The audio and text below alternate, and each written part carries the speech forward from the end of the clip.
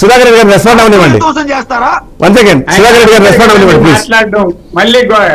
లేదా మీరు ఆన్సర్ చేయండి, మీరు ఆన్సర్ చేయండి. పర్మిషన్ ఇస్తారా? మీరే మాట్లాడాలి. సరే, ఆయన ఆవేదన అంతా చెప్పారండి.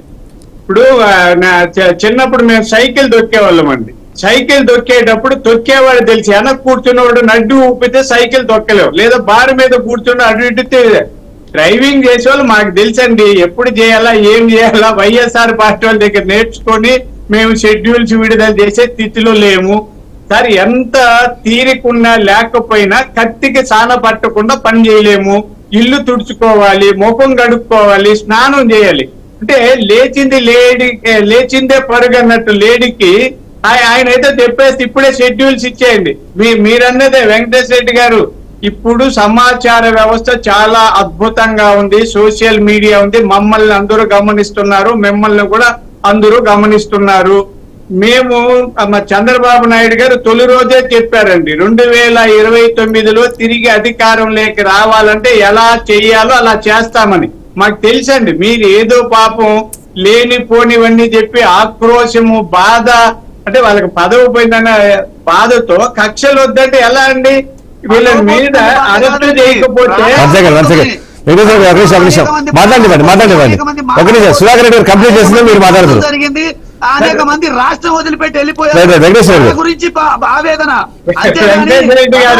ఒక నిమిషం, సుధాకర్ రెడ్డి గారు మాట్లాడిన తర్వాత మీరు మాట్లాడతారు. ఒక నిమిషం సార్, మళ్ళీ మాట్లాడి వెంకటేష్ రెడ్డి గారు, మీ పరిపాలన అంతా గుర్తొచ్చినట్టుంది. మేము అప్పుడు అన్ని మీరు అప్పుడు బైహాట్ చేసి ఇప్పుడేమో అప్పచెప్తున్నారేమో, పద్యాలు అప్పచెప్తారు కదా స్కూల్లో. కాదని మీ బాధపడలేక రాష్ట్రం వదిలి వెళ్ళిపోయారు, ఉద్యోగం లేక అవన్నీ మాకు ఆపాదించాలని చూస్తారు. అందుకే పాపం మీకు ఆ సిగ్నల్ కూడా వీక్ అయినట్టుంది మొదట్లే, ఎందుకంటే మిమ్మల్ని తట్టుకోలేక. సరే, ఇప్పుడు ప్రజలు, మీరు, మేము ఇద్దరు ప్రజలకి బాధ్యులము, బాధ్యతాయుతంగా పరిపాలన చేయాలి. తప్పులైతే ప్రజలు మమ్మల్ని క్షమించరు, మిమ్మల్ని క్షమించరు. మీ అంత ఘోరంగా ఓడిపోవడానికి మేము సిద్ధంగా లేము. మళ్ళీ అధికారులకు రావాలనుకుంటున్నాం. మేము చెప్పినవన్నీ కూడా చేస్తూ వస్తాం. మీకు అంత తొందర ఎందుకు? మిమ్మల్ని ఆపడం, వీళ్ళందరినీ జైల్లో పెట్టకుండా మా చంద్రబాబు నాయుడు గారు సంయమనం పాటించడమే. ఇదే జగన్మోహన్ రెడ్డి గారు అయితే ఎంత ఘోరంగా నిర్దాక్షిణ్యంగా తప్పుడు కేసులు పెట్టారు కదండి. అందుకే అలాంటి తప్పుడు కేసులు పెట్టిన, చట్టాన్ని ఉల్లంఘించిన అవినీతి పరులైన ఐపీఎస్లు పక్కన పెట్టాం. దానికి కూడా వాళ్ళ అటెండెన్స్ వేయకూడదు, వాళ్ళ ఇంట్లో కూర్చొని జీతాలు ఇవ్వాలంటారు వీళ్ళు, ఈ వైఎస్ఆర్ పార్టీ వాళ్ళు. అంటే మీకు కూర్చోబెట్టి జీతాలు ఇస్తారా? జగన్మోహన్ రెడ్డి గారు ఎలా అసెంబ్లీకి రాకుండా జీతం తీసుకుంటున్నారు.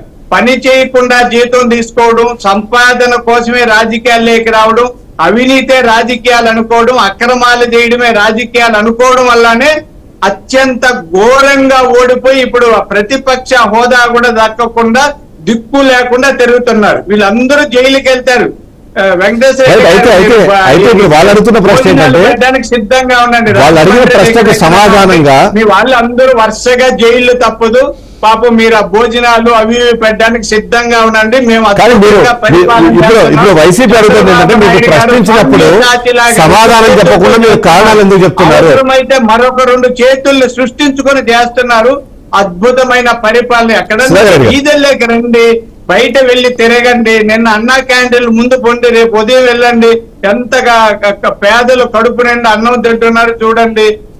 ఉద్యోగుల దగ్గర కొంటే 1వ తేదీ జీతం వచ్చింది. ఎంత అద్భుతమైన పరిపాలన. చెప్పకపోతే వెళ్ళండి. ఈ దురాగతాల వల్ల మీరు దీన్ని గంజాయి వనంగా మార్చేయడం వల్ల కొన్ని కిరాతకాలు ఇప్పటికీ జరుగుతున్నాయి.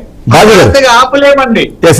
ప్రభుత్వాలు ఎవరు వచ్చినా ఈ దురాగతాల్ని హఠాత్తుగా ఆపలేము. దాని మీద ప్రత్యేక శ్రద్ధ పెట్టాం.